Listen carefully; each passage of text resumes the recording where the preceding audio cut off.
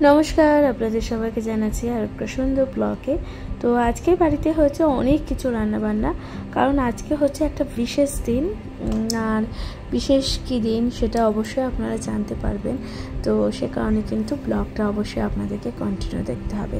Hello বন্ধুরা, আমি রিয়া। আজকে আপনাদের সাথে একটা সুন্দর ব্লগ যেটা শেয়ার করছি।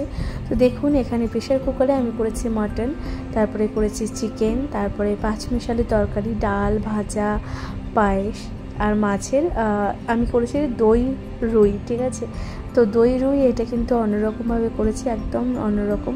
এই যে দেখুন পায়েস। ঠিক আছে, বুঝতেই পারছেন আজকে কী দিন হতে পারে। তো অ্যাকচুয়ালি আজকে হচ্ছে গিয়ে আমার মেয়ের বার্থডে। ঠিক আছে, তো আমার মেয়ের এই যে দেখুন জন্মদিন, আর একদম হচ্ছে সবাই ওকে আশীর্বাদ করছে আর টাকা দিচ্ছে। সেজন্য এই যে মানি ব্যাগটা নিয়ে বসেছে, আর যে যে টাকা দিচ্ছে সব এই ব্যাগের মধ্যে করে রাখছে। আর এখন আশীর্বাদ করছে জেঠু, বড় জেঠু। ঠিক আছে, তো দেখুন আমি এখানে সুন্দর করে খাবার সাজিয়ে দিয়েছি, সাজিয়ে দিয়ে খেতে দিয়েছি, যেরকমভাবে খেতে ও ভালোবাসে। ঠিক আছে, খুব খেতে মানে যা যা পছন্দের খাবার সেগুলোই দেওয়া হয়েছে।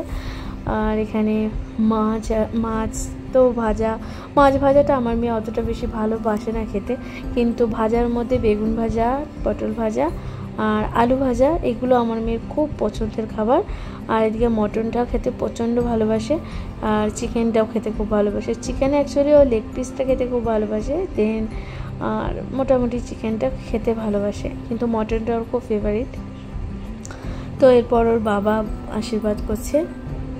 তো একে একে সবাই আশীর্বাদ করছে, তারপরে আমিও আশীর্বাদ করব।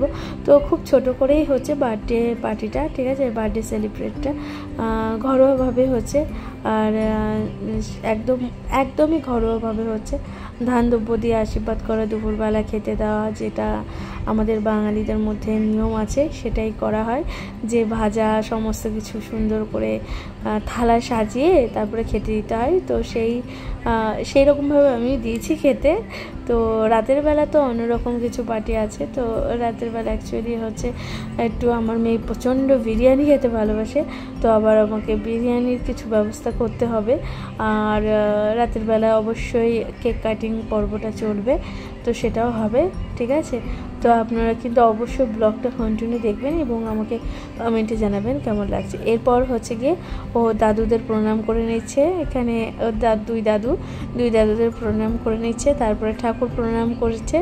ঠিক আছে, সব প্রণাম করে খাওয়া শুরু করলো। দেন এরপর আপনাদের সাথে শেয়ার করছে যেটা রাতের বেলার পার্টিটা। ঠিক আছে, রাতের বেলা এই রকমভাবে সেজেছে সুন্দরভাবে। আর এইটা দেখুন, এইটা হচ্ছে একটা পদ্ম ফুলের মতন, এটা জ্বালালো ফট করে খুলে গেল।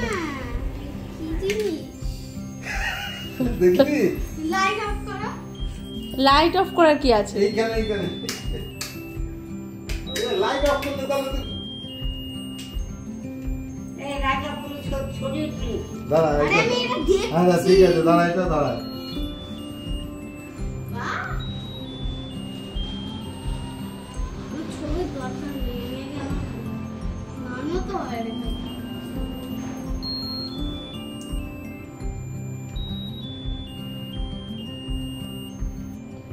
তো জলেই না,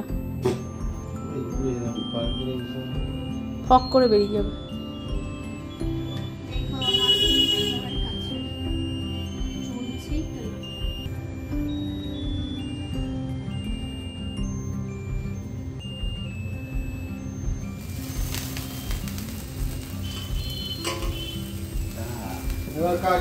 happy birthday to you. Light জ্বালো। Happy birthday to you. Happy birthday to you. এ মা বলো হ্যাপি বার্থডে টু ইউ।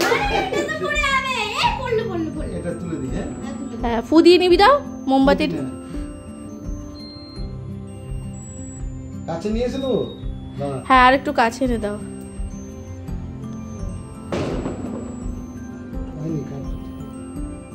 ঠাম্মাকে খাওয়া, যেটাকে খাওয়া খাওয়া।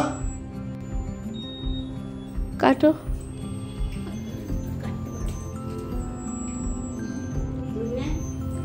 ওকে খাওয়াতে হবে, দাঁড়ান।